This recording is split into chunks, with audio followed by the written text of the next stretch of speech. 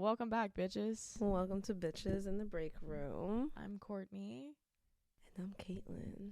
And we need some energy up in this bitch. Woo! What if we just have like a live audience? All right, that's everyone. enough, you guys. We love you guys so much. I love you, North Carolina. Yeah, hi, guys. I'm bleeding. Wait, what are we talking about? We're talking about periods. Oh, this is the girl. period one. We're talking about periods. Okay. Let me change my mindset. I thought we were doing something completely different. All of my vulva owners out there, you know what's up. Let's hear it. Let's hear it for the labia ladies. Whoa. Phalanges, am I right? LWL. Wait, no. Ladies with labia. What did you say? Wait. Oh, fuck. I said phalanges. What is that? That means fingers. These are phalanges? Phalanges. I think I meant to say fallopian. Fallopian. The wings? The fallopian tubes. Yeah. The fallopian tubes are inside. And they connect to the ovaries, which host the eggs. I just learned about ovulation a couple months ago. Like, for real. That's crazy. I had no idea. Just learned about it? I had no idea what ovulation meant. I knew that it was part of the cycle, but I had no idea, like, that's the only time you can get pregnant, truly. I didn't know that meant, like, when you're fertilizing. Oh, yeah. Well, when you're fertile. Yeah, you see? I barely know, but now I do, and... Yeah, it's very interesting. Yeah, I never... Did you have a class on girl stuff? Yeah, and they don't teach you shit. I don't think I had a class. Teach you anything. Literally, they were like, when a girl hits puberty, she gets her period. The period comes once a month, and the egg is released during ovulation. Like, it was like super vague. I didn't even get that. Wow. I don't remember having a class The hell? on periods or anything, like having sex, nothing. I don't remember. Unless I blocked it out. You know what? This is unrelated, but now I'm thinking about sex ed and I'm annoyed because they also teach boys about getting erections. Why do they teach boys about that? Why do they teach boys about unwanted erections? They don't teach girls about any of that. Well, because I think guys, like, they'll wake up and have a boner so that you don't have to be like, oh my God. Like, yeah, but like girls don't, I mean, like, girls get a little something. Girls can get, the fluttery feeling, Yeah. but not, I don't know. I can see why they would touch on that. Well, I think that they should touch on everything. Be inclusive. Yeah, so you had a class called sex ed? I mean, it was literally like one day in my 5th grade class. They separated the boys and the girls. They don't teach you about sex. They just teach you about, like, getting a menstrual phase and puberty. It's, like, very vague and very not useful. I didn't even have that, so that's Wow. wild. Wow. Which is why I learned about ovulation at 28. That's crazy. Thank God I've never... Thank God for the internet. Yeah, I mean... For real. Who knew? Thank God. But now I'm into it. Now I'm really yeah, into the period world. it's so interesting, honestly, because, like, I excused a lot of my... Or I guess I didn't understand a lot of my behavior month by month. You know what I mean? And now I can clearly see how it's actually lining up with my menstrual cycle. Mm-hmm. Like, it's all, like, where my energy is at on a given day is fully dependent on where my hormones are at. And you know what sucks is we go through our cycles once a month kind of thing. Like, it's like It's too fast. each week of the month kind of thing. And, like, boys go through that whole cycle in one day.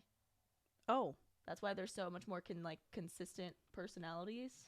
Wait, what? Like, their hormone cycle goes through that wave in a day. 24 hours? Yeah. And then, like, girls go through it a month. So, like, our periods of, like, lower energy, it's for, like, a whole given, like, 2 weeks kind of thing. Whereas, like, boys, they get it for, like, a period of the day. I never knew that. Yeah. I think this is Someone this is my sex ed class. I could be wrong. Someone fact check me if I'm wrong, but I'm pretty sure I've seen I'll that. fact check you right now. Okay, yeah. Because that's what I do. She's our fact checker. You're right. Oh my god. Men have a 24-hour cycle where their testosterone levels are highest in the morning and lowest in the night, which essentially means that they are perfectly in sync with the standard workday. Oh, how nice. The morning is a great time for men as their testosterone levels are at their peak, and so is the man. All right, well, calm down. Whoa. Wait a minute. So does that mean like guys are, that's why men wake up with boners? Totally. Like their testosterone's through the roof. Oh my god. Like our testosterone spikes like during ovulation. Wow. I had make the title of this Caitlyn's sex ed class. Caitlin's sex ed class. I had no idea. Yeah. Wow. Yeah. So I need to really look into like, this. if you watch, because like, you know, I can see my energy waves through the month, but if you are like observant about men and their energy, like you'll see their energy change in a day. Like you'll see like shit about their flow change during the day. Oh my god. Wow. Like, you know how I feel like a lot of guys, like when they get up, like they're like, let's conquer the day. Like there's so many like dudes who just get up and they're like going on their runs and cooking breakfast and like, let's conquer the day. Like they're like spiked up. And then before bed, they're like literally like dead people. Oh my god. That's really cool. I had no idea. Yeah. I wonder if there's cycles. Like from this time to this time is your their luteal phase. Yeah. Like I want to know when a boy's luteal phase is. But but girl hormones are so much more complicated. Mm-hmm.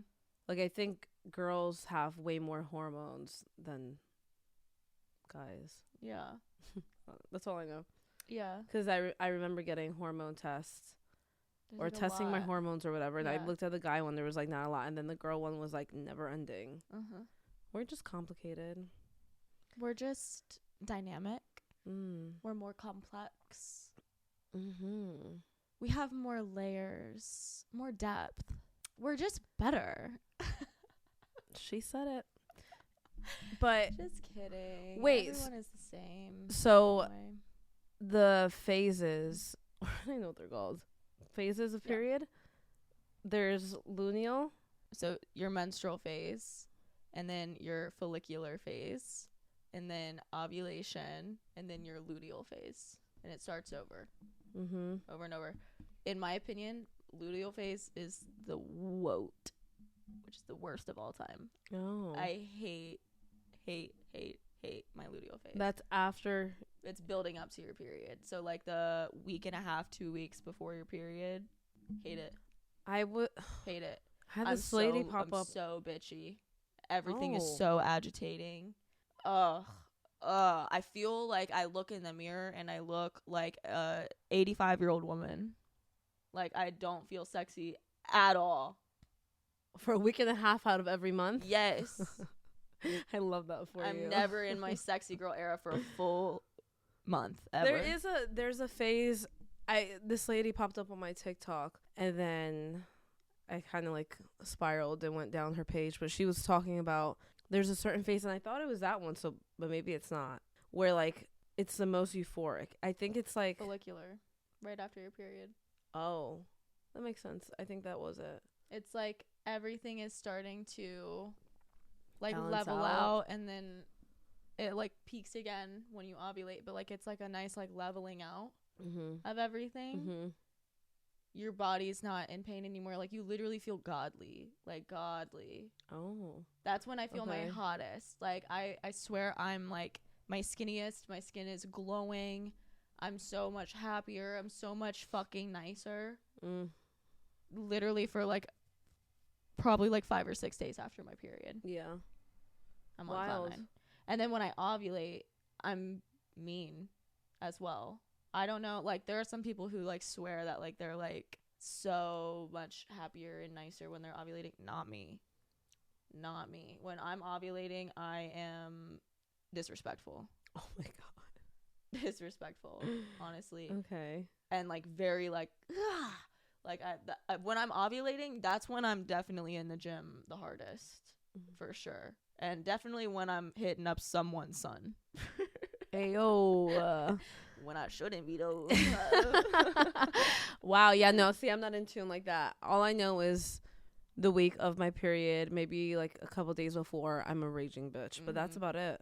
I don't notice anything else so far. Yeah. So, but I've never like really taken the time to look and be like, oh, why am I feeling this way? I think last period, like the week before, I noticed like not only was I bitchy, but I also was like kind of getting a headache. Wait, I actually you get headaches all the time. You get headaches like it's your job to get headaches. Yeah, never mind. I was trying to just forget it. You would get a headache if just talking about it. You were a man. Okay, it has nothing to do with that. Never mind. But I get a lot of anxiety. That's it. My anxiety spikes right before my period. So weird. I wonder why. I guess because our hormones are all over the place. I know. It's just so weird how it would like trigger that, because also isn't anxiety like a chemical imbalance in your brain? So it's weird how. Yeah. Well, it would make sense though if different hormone levels are at play, like your brain is going to be like functioning differently. Yeah, no, I know, but it's just interesting, I guess. It is muy interesante. Yeah. Very interesting, but yeah, periods suck. Yeah, working. And having to work. Yeah, I was going to say having to work on your period sucks even more. Only on the honestly, it doesn't bother me unless it's my first day of it dropping. And I'm like, oh, man. Day 1 and day 2 for me are, like, brutal. Yeah. And then everything else, I'm totally fine. Yeah. But I don't know if it's Spain. I'm pretty sure it's Spain. But, like, there's a day of every month that, like, women, like, have, like, PTO, basically. Mm-hmm. And it's day 1, like, whenever their, like, first day of their period is. It's sense. Like their excused day of work. Yeah. America which makes could so never. Much sense. We're too, like, obsessed with working. America could never. Literally could never. America just doesn't care for women that much. Yeah. And then they ingrained it in us because I'm like, whatever, we'll just work through it.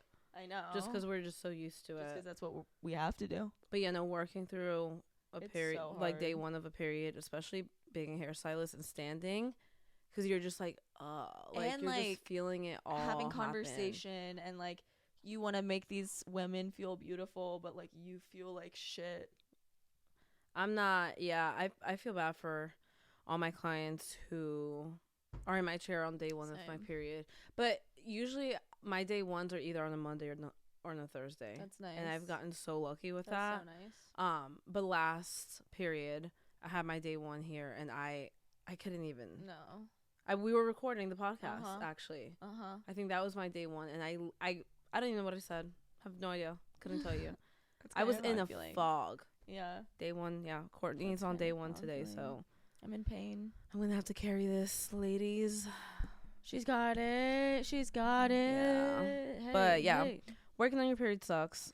It's really hard. I think what I've noticed about just in general, I feel like because I changed so much with my period and my whole cycle, my clients all get a different version of me. Mm-hmm. You know? Mm-hmm. Like if I have a client during my follicular phase, I know that client is going to leave the happiest girl in the world. Mm-hmm. She's going to be the happiest person alive. Yeah. She's going to feel godly. She's going to feel amazing. So fun. So hot. Probably cracked up the whole time. That's every day. I'm in your chair, so I don't even want to hear it. It's not every day. 4 out of 5 days. The only time where I don't see you and your client cracking up is like when you're sick. Once a month. Once a month. I get sick like literally every month. Courtney has a 0 white cells or white blood cells in her body. You know what's crazy is like I mean it was so long ago at this point, but I was tested for that one time because they said that my white blood cell count looked low. But then once I got tested for everything, it was fine. It was like the levels were normal. They were just low because when was that? Sick. This was, I want to say, in high school. Okay, give me your phone. Let me book you an appointment.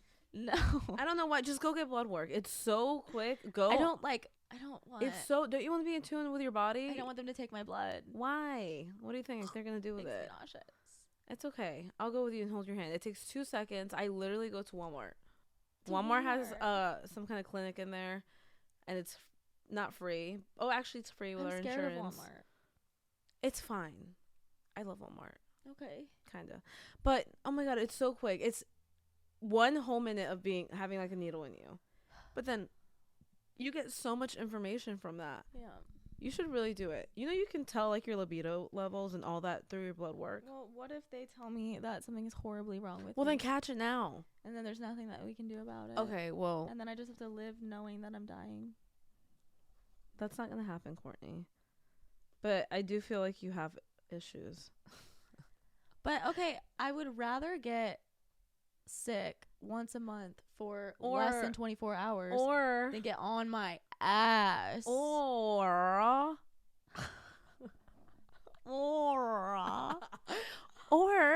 you cannot get sick every month and take whatever the fuck vitamins you're lacking. I take so many vitamins. I take a multivitamin every day.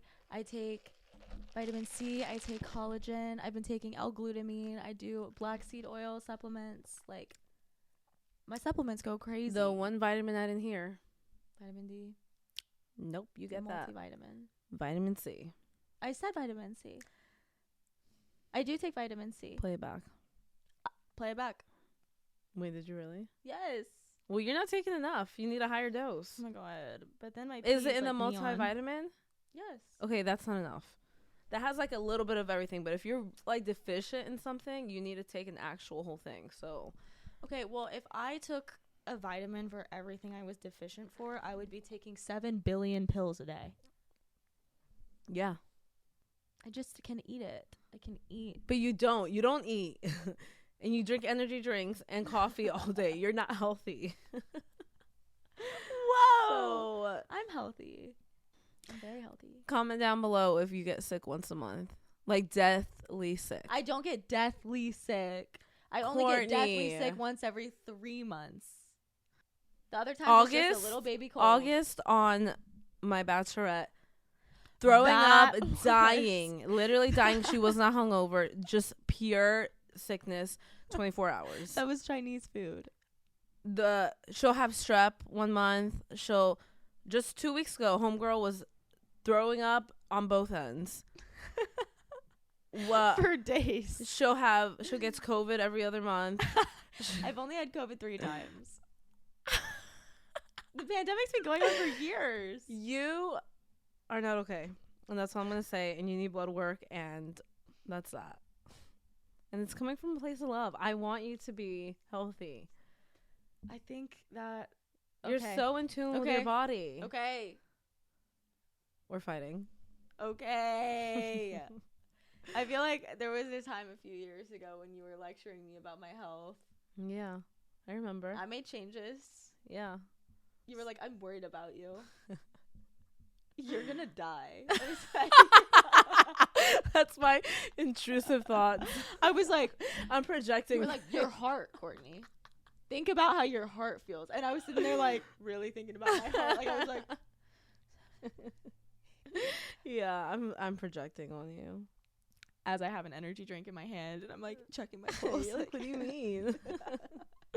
Yeah, but it's just got to be in tune with your body. Yeah, I know. I'm in tune with my menstrual cycle. Yeah, and that's about it. And that's actually been really helpful too, because I don't get as crampy anymore as I used to, because I've been like eating different foods, building up to my period, and on it. And I've been getting way less crampy. Yeah, I mean, there's definitely certain foods that do certain things, which is crazy. Also, do you have anything else to say about periods? I love my period, and I think that we should stop period shaming. Who's period shaming? We shouldn't be out here. Oh no, I got my period. Ugh, I got my period. Wow. I'm sick of it. Stop being crybabies. You should be grateful. You should be so grateful that your body is functioning regularly. Show gratitude to that. My womb space is doing what she gotta do. And I'm nourishing her. And I'm loving on her. And if I could give her a kiss, I would. Your period? My uterus. Oh, okay. Oh, I know what I can say about periods. What? What I have in my fridge.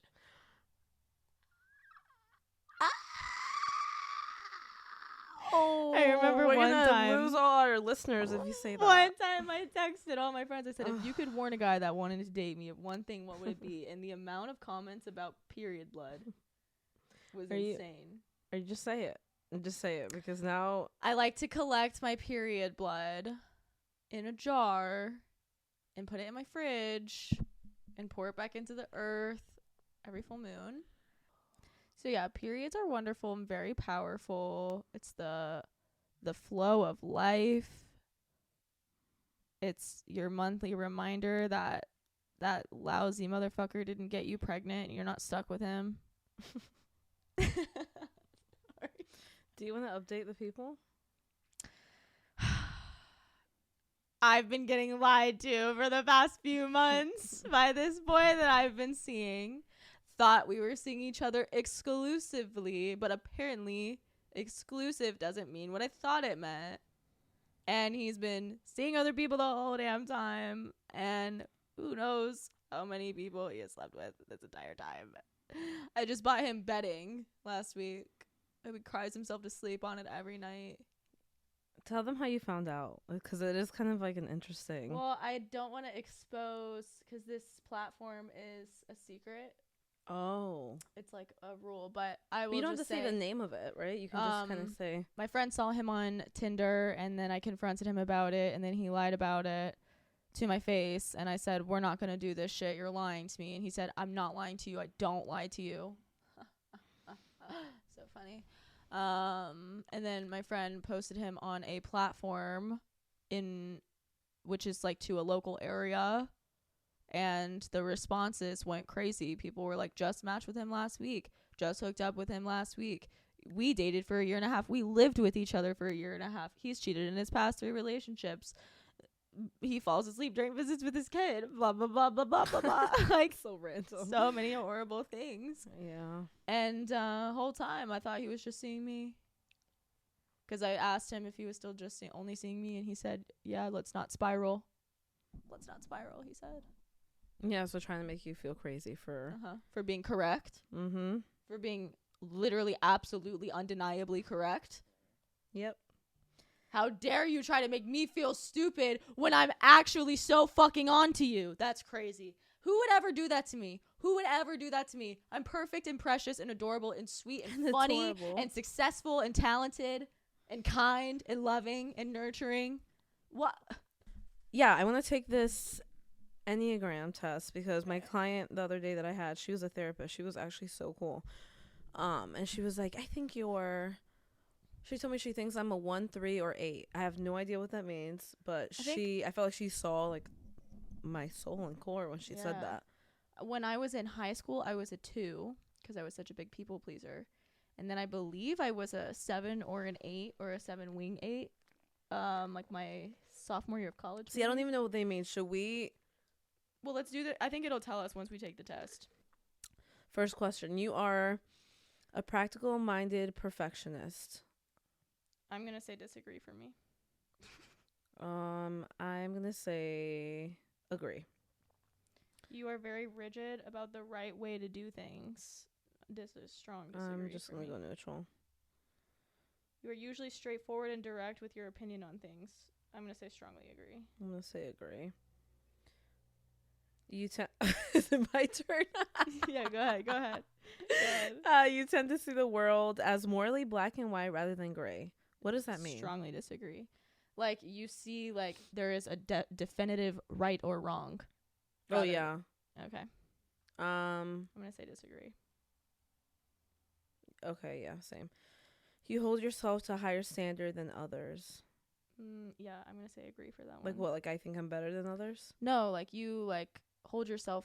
You're more worried about your own accountability than others. Like you're you expect more from yourself than you do from others. Okay, I'm agreeing. Next, you have a strong moral compass. Strongly agree. I'm gonna say neutral for that one. I don't know. Like morals are up in the air. Okay. Yeah. Okay, your turn. You have trouble accepting your flaws and thus can be highly critical of yourself. Strongly agree. I'm gonna give it neutral. Okay.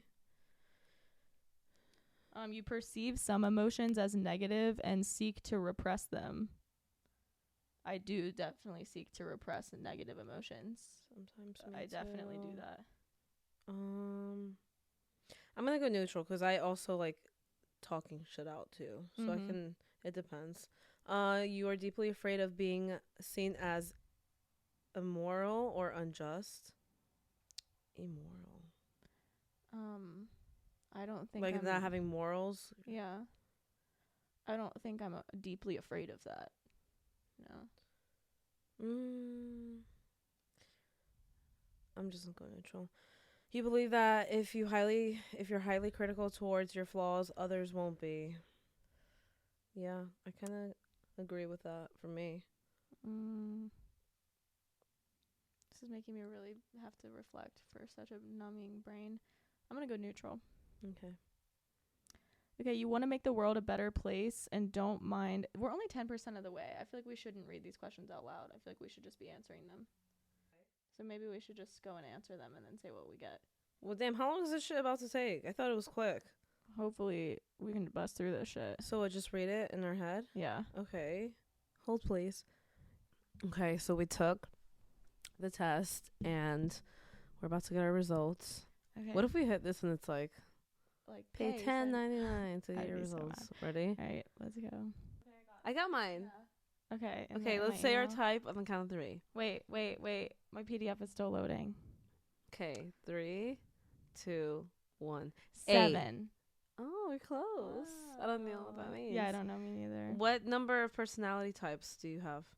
9 personality types. Me too. What does that mean? I don't know. Data points? 300 plus? Yeah. Okay, whatever that means. Okay. The Enneagram Type 7 is often dubbed the enthusiast due to the fact that they're children at heart with an infectious zest for life and all it holds. They see life as one huge collection of adventures and experiences and have a desire to deeply enjoy each and every one. With 7s, there's rarely ever a dull moment. Their conversation is bright and cheery, filled to the brim with enthusiasm. They're always on the go, spontaneous at best and impulsive at worst, always seeking the novelty of indulging in new experiences. This might make one believe that their desire for novelty only exists in the physical world, but this isn't true. This is a long thing. That's you. Keep powerhouse going. For generating ideas and concepts for future projects and endeavors, which makes them great at brainstorming. They may not seem intelligent and smart at first glance. Their creative and novel ideas may make you think otherwise. This wide-ranging mind also tends to push them towards a variety of hobbies, which they can grasp quite quickly due to their adaptable on-the-fly minds. This may make them deeply detest schedules or timelines that try to bog them down or dampen their spirit. Oh my God. Delving deeper, it's essential to realize that their life, which some may consider the epitome of carpe diem, is not without its drawbacks. Enthusiasts are deeply afraid of pain, sadness, and negative emotions in general, so they seek to distract from these feelings. They explore the world, jumping from activity to activity, idea to idea, indulging in the positive emotions life has to offer and repressing any negative ones. Because of this, 7s must understand that to be healthy, they have to stop running from themselves at a certain point and face their emotions, albeit negative. Do you feel like naked right now? A little bit. I feel nude. Was that it? Was that all of it? Did you read through the whole thing? Yeah, I mean, those are basically...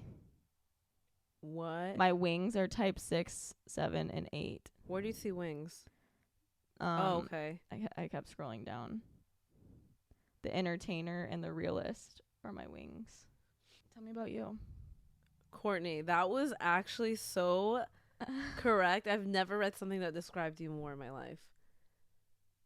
How, like what percentage do you think that's actually true? Very. That was creepy. Yeah, that was weird. Okay, I'm type 8. Enneagram type 8, or the challenger, is an assertive and bold type. They are self-confident and know what they want and are not afraid to ask for it. This headstrong attitude of theirs makes them well suited to leadership roles and managerial positions. Oh, shocker. They are not afraid to take on challenging tasks and endeavors and not afraid to speak up to authority figures. They believe that the world is constituted of strong and weak people. Oh, God, I really do think that. And they learned from an early age that if they were to survive, they had to be strong and assertive about their needs. Type 8s are very self-reliant and achieving power appeals to them. This makes them want to stand up for people who may not be upfront as they are. They look for opportunities to stand up for those who are unable to do so for themselves. Challengers can lust for power as well as be very controlling of their environment. They want to be in charge to make sure that no one takes advantage of them or has power over them. They endeavor to be extremely independent and self-reliant. Type 8s are fiercely determined, which can either intimidate or inspire others. Type 8s like this external image of strength that they portray because they despise feeling vulnerable. Showing vulnerability means giving others power over them, and 8s wear this so-called impenetrable armor so that everyone is scared off and intimidated by them. They can be direct and blunt in their communication styles, often disregarding social necessities.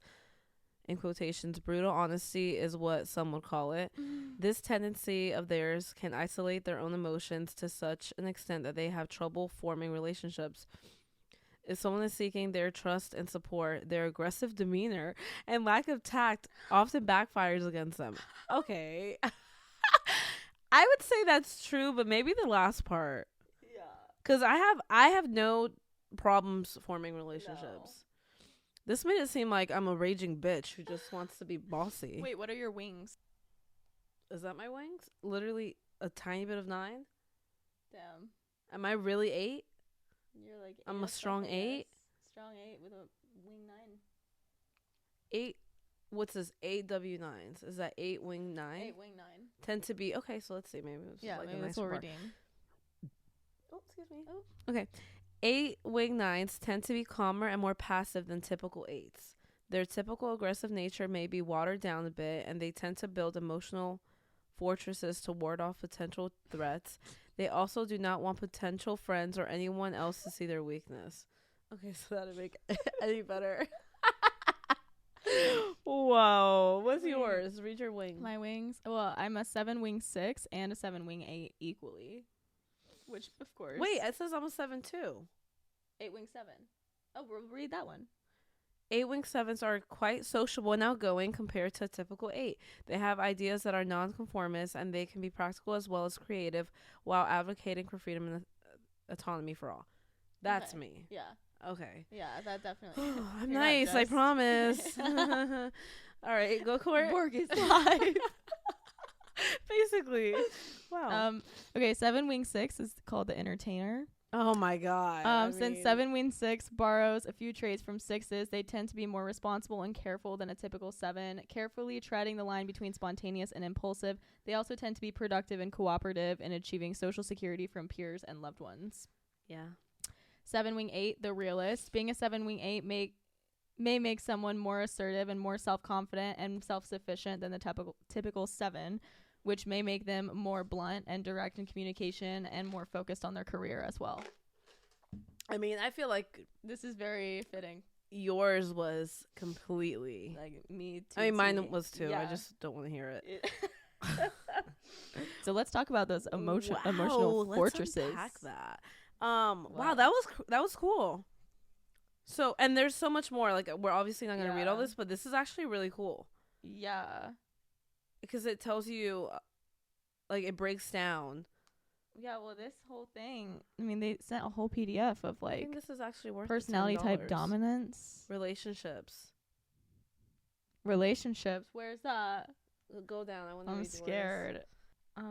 Since 7s have endless energy in every aspect of their lives, relationships are no exception. They're joyful, endearing, and can make even the most closed-off partners inspired and interested. They can be pretty romantic, and pleasant surprises can seem never-ending with them. Even though they can connect even with the most reserved partners, it is the question of keeping up with Type 7's enormous energy that dictates what follows. For those who prefer to have a more calm and relaxed way of functioning with their partner, this constantly on-the-move energy can be tiring. Because they are constantly moving away from their anxiety, enthusiasts can sometimes have trouble dealing with tough subjects. This means that if there is a problem that requires a confrontation to solve it, getting them to take part would be quite tricky. Differently put, they may be terrified of any interaction that isn't seen as entirely positive. Wow.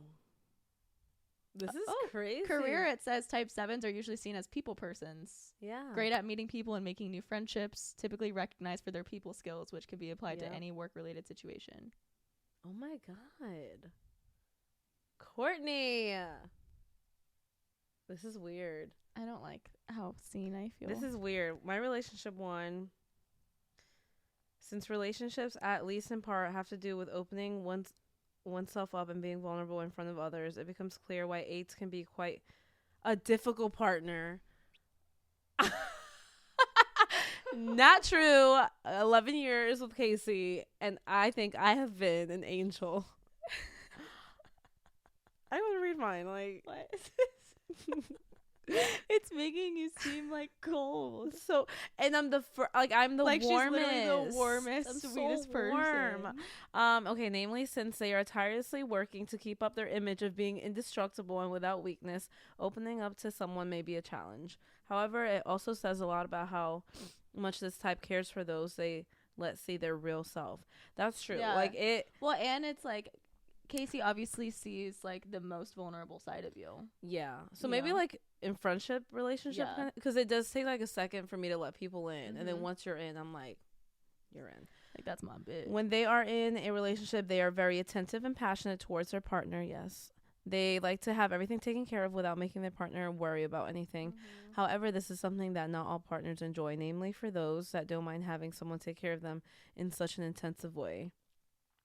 This may not be a problem. Others can experience this as overbearing and take issues with how type 8s approach a relationship. You do take care of your people. Yeah. You really do take care of your people, though. As the name suggests, this type can see all aspects of a relationship challenging. This, depending on the context, can either be great or very unhealthy.